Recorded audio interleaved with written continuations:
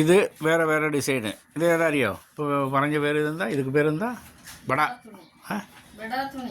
ബടാ തുണി കേട്ടോ. അപ്പോൾ ഇത് ഇപ്പോൾ ആദ്യം വിട്ടതിൽ ഇത് വേറെ ഡിസൈൻ. ഇത് വേറെ കെട്ടിൽ പൊളിച്ചതാ. പണ്ടെല്ലാം ഇങ്ങനെ പൊളിക്കുക തന്നെ.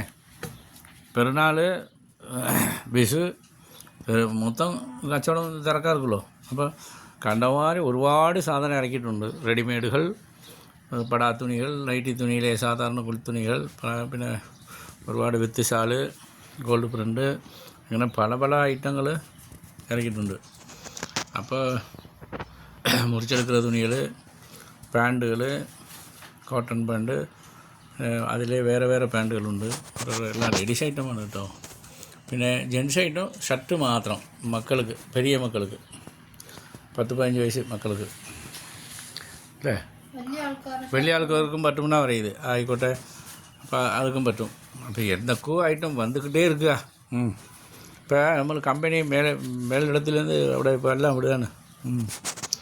എല്ലാം ഈശ്വരൻ ചെയ്യൽ ഒക്കെ ഉഷാറാവും. ദിവസം പിന്നെയും നല്ല ഉഷാറിലേക്ക് എത്തും കേട്ടോ. നമുക്ക് ഒരു சரிவு இருந்தால் ഒരു മേടുണ്ടാവും.